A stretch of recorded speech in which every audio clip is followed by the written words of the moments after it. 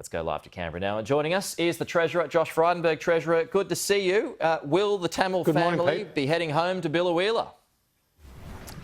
Well, the Minister will make a statement later this morning, but I can confirm that the reports that the family will be reunited in Australia are correct. Obviously, this process, this family has gone for a long period of time on Christmas Island.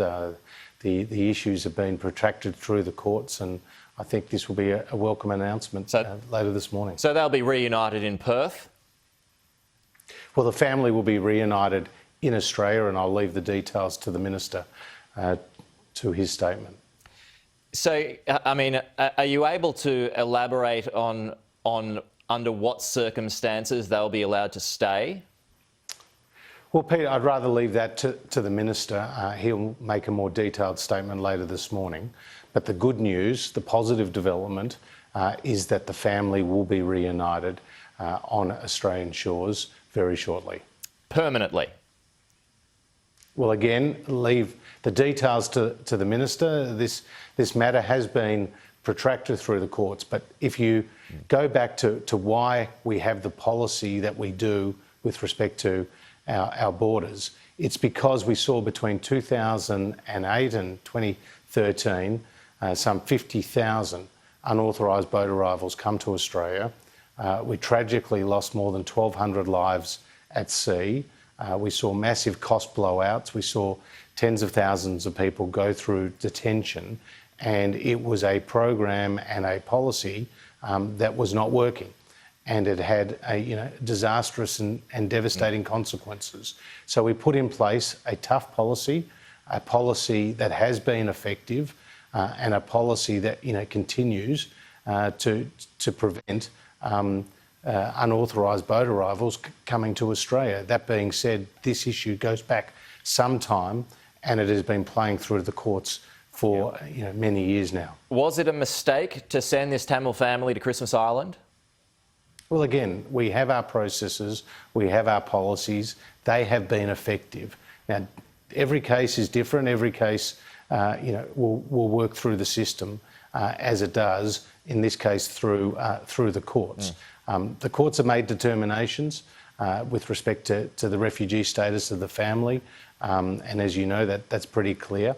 But they were pretty distressing images of the family being separated, and obviously, the Minister has worked very hard over the course of recent days to reach this conclusion, and he will make his announcement later this morning.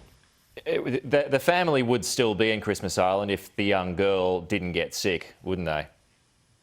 Well, again, I'm not going to get into the counterfactuals. What I'll say is that we are going to make an announcement this morning that will see the family reunited in Australia, and that is good news. Are you concerned that smugglers may well be looking at this as an opportunity now?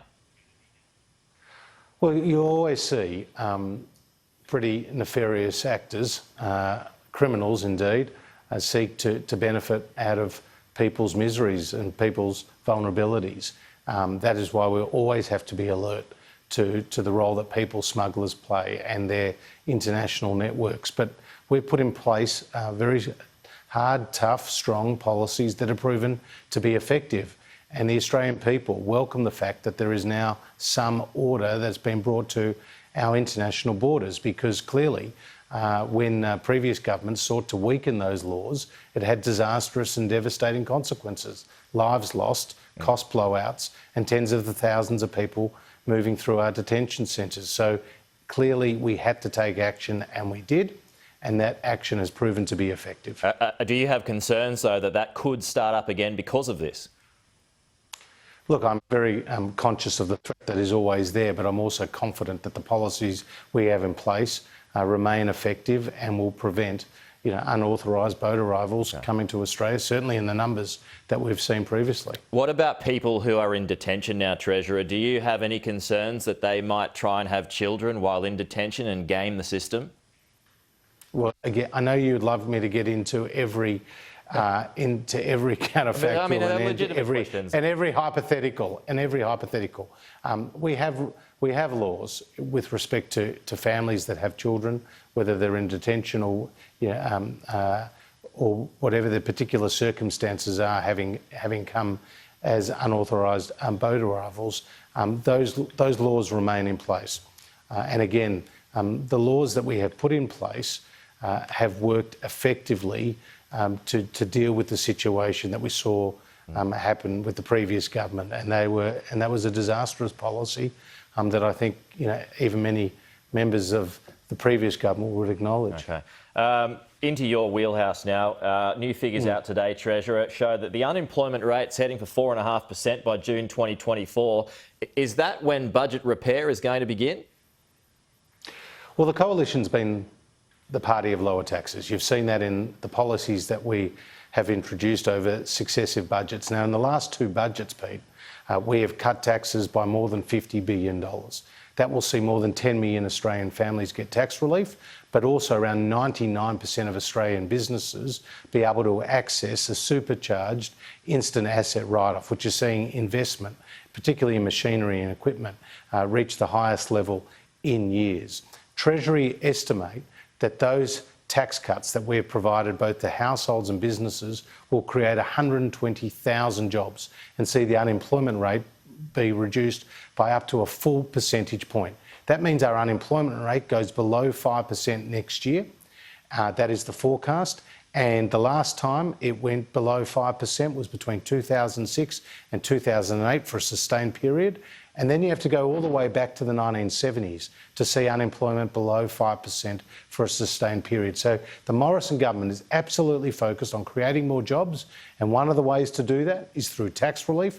And as you know, the Australian people voted in favour of the Coalition at the last election and our tax cuts, which we have legislated through the Parliament. The Labor Party has a bet each way. It seems to be Richard Marles versus Jim Chalmers. Richard Marles is saying he doesn't want to get in the way of an Australian and their tax cut, whereas Jim Chalmers is very negative and talking down the tax relief that we've legislated through the Parliament. And no doubt he's looking, to wind it back if given the opportunity. So when does repair begin? There is a with these dispute numbers? Within Labor. Well, in terms of budget repair, you saw more than a $50 billion improvement in this year's forecast for the budget than what we'd seen in the previous year that was forecast. And the combination of a stronger than expected labour market, also strong demand for our commodities and higher prices had contributed to that better bottom line. But we're still in the middle of a pandemic, Pete. I mean, we're still in a situation where we've seen lockdowns, most recently in Victoria, and that has damaged confidence and investment. So our measures have seen Australia's economy perform as well, if not better, than anywhere else in the world. And just last week, we saw Standard & Poor's upgrade Australia while reaffirming our AAA credit rating. We've seen the best growth, economic growth over the last 3 quarters in more than 50 years. And the unemployment rate is 5.5% when Treasury feared last year that it could be as high as 15%. Hey, just quickly, we're out of time, but have you spoken to the Prime Minister? Is this trade deal going to get sorted in the next 24 hours? Well, I spoke to the Prime Minister last night and he was heading towards his meeting at Downing Street, and he was pretty determined to advance Australia's national interests through a trade agreement with the UK. There were some difficult issues that they needed to work through, so we'll wait for formal word from the UK. But 1 in 5 Australian jobs, Pete, relate to trade. So a deal with our great friend and partner in the United Kingdom will be good news for Australian businesses. Treasurer Josh Frydenberg, thanks for your time as always. Talk to you soon. My pleasure.